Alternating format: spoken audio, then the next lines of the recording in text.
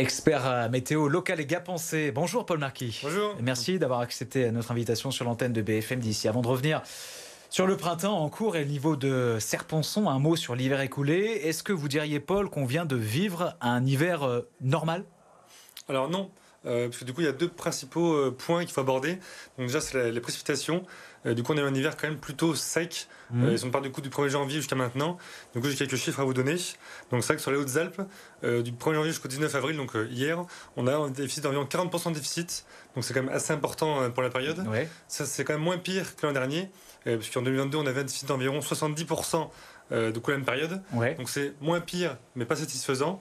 Du coup sur le 0,4, on a environ 60% de déficit, pardon. Ouf. Donc c'est quand même assez important. C'est beaucoup, ouais. Et l'an dernier, on avait presque 75% de déficit. Donc on voit que l'hiver était quand même plutôt sec, moins que l'an dernier, c'est vrai. Mais pour autant, on ne peut pas parler de situation normale, puisque du coup, on a manqué d'eau. Ça se voit un peu sur tout ce qui est végétation qui a de mal à partir. Les sols sont toujours quand même assez secs, bien que les Hautes-Alpes sont quand même plutôt privilégiées par rapport au reste de PACA. Mais c'est vrai qu'il y a quand même pas mal de restrictions d'eau déjà dans le 0,4, ainsi que dans le Var et Bouches-du-Rhône, donc ça c'est quand même plus bas. Mais pour l'instant, l'hiver est quand même plutôt sec. Par contre, il a quand même été moins doux que l'an dernier, donc c'est quand même plutôt positif. Et surtout, on a eu quand même un enneigement un peu meilleur. Un peu meilleur, ouais. Voilà, mais toujours pas dans les moyennes de saison par rapport à ce qu'on devrait avoir pour un hiver normal. Ouais. L'état de nos nappes phréatiques, est-ce que ça a remonté un petit peu là ces derniers jours avec les quelques averses qu'on a eues ? Alors non, parce qu'effectivement, en fait, les nappes phréatiques se rechargent de septembre à mars. D'accord. Donc à partir du mois d'avril, en fait, la végétation absorbe quasiment 80% des pluies. Ah oui. Donc pour l'instant, la période de recharge est terminée.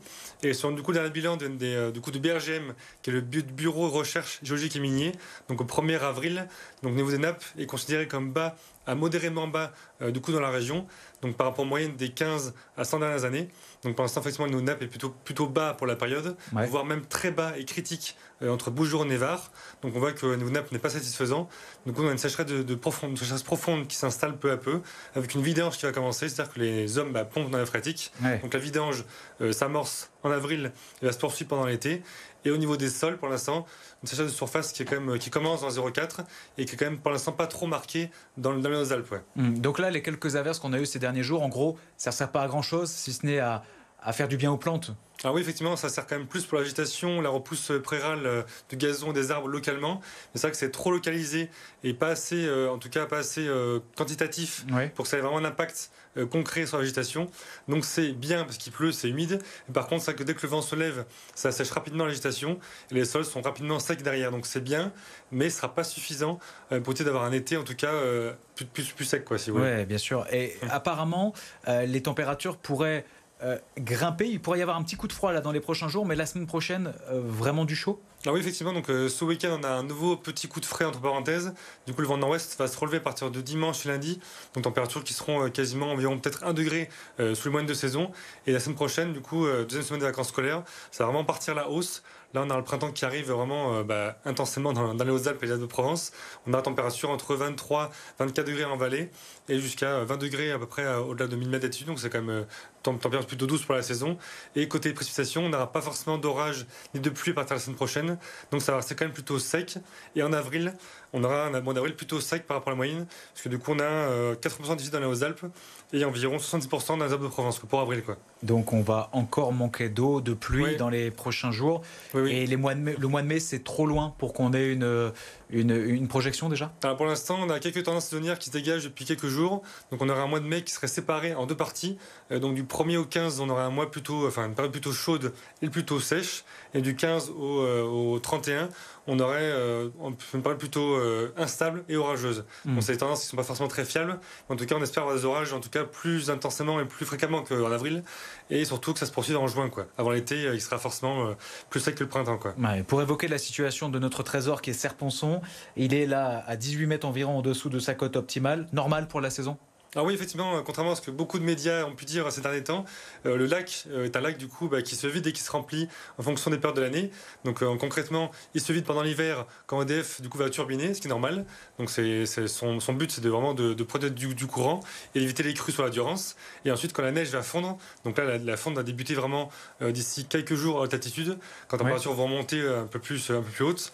Et effectivement, normalement, si la saison commençait aujourd'hui, si la fonte de la neige était à 100%, en tout cas dans les prochains jours, on imagine, le lac sera environ à 778 mètres en fait.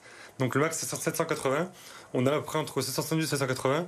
Et c'est vrai que la cote d'exploitation touristique est fixée à 775 mètres. Donc on est quasiment certain qui sera en tout cas quasiment rempli avant l'été, juste avant l'été. Par contre, suivant les orages qu'on a dans l'été, il pourrait plus ou moins baisser, quoi. C'est vrai qu'effectivement, il faut qu'il y ait de l'eau qui soit libérée à hauteur je crois, de 300 millions de mètres cubes pour les 04 ainsi que les Bouches-du-Rhône, surtout le Var. Donc suivant les orages de l'été et du printemps, le niveau va plus ou moins évoluer pendant l'été. En tout cas, on est quasiment sûr qu'il sera quasiment plein. En tout cas avant l'été, quoi. C'est vrai que par rapport à l'année, c'est quand même une grosse différence, quoi. Ce que vous nous dites, c'est que ça se trouve en quelques jours avec la fonte des neiges, ça pourrait, le lac de Saponçon pourrait vraiment se remplir rapidement. Non, ça c'est une image. Ouais. En fait, c'est-à-dire que si, en fait, c'est un modèle qui, le DEF, ils ont des modèles météo qui calculent du coup la fonte de la neige par rapport à ce qui reste d'enneigement en altitude. Ouais. Et si tout fondait en un jour, en fait, le lac serait quasiment plein. Donc forcément, ce sera pas le cas. Il va fondre enfin, si le lac, pardon, si la neige fond. En tout cas, dans les prochaines semaines, prochains mois, on aurait une côte qui serait quasiment à 100%, en tout cas avant l'été, quoi. Il manquerait entre 1 et 2 mètres au lac, enfin fin juin, si vous voulez. Voilà. Et ça va dépendre. S'il pleut beaucoup, il sera plein. Si on a un mois de mai, un mois de juin plutôt sec, il manquera entre 2 et 3 mètres. Mais c'est vrai qu'en général, le lac peut fonctionner normalement au niveau touristique si on n'a pas moins de 5 mètres de manque. Voilà. Donc, quoi qu'il arrive, pour l'instant, on est dans les clous avec le lac de Saponçon. Dans les moyennes de saison, tout à fait. Vous avez vu, Paul Marquis, sûrement, cette source qui a été découverte à Mirabeau, petit village des Alpes de Haute-Provence, entre Digne et Château-Arnoux-Saint-Auban. Ça veut dire qu'il reste quand même parfois de l'eau dans nos sous-sols, des endroits qu'on ignorait. Ah oui, effectivement, les nappes phréatiques sont étendues dans la région. On a aussi des sources cachées. Par contre, c'est vrai que alors c'est bien qu'ils aient découvert cette source, mais si le but c'est de la sécher, pour moi c'est pas forcément très bien. Il faut quand même garder de l'eau pour les sols et pour l'agitation et du coup pour les rivières aussi qui sont souterraines.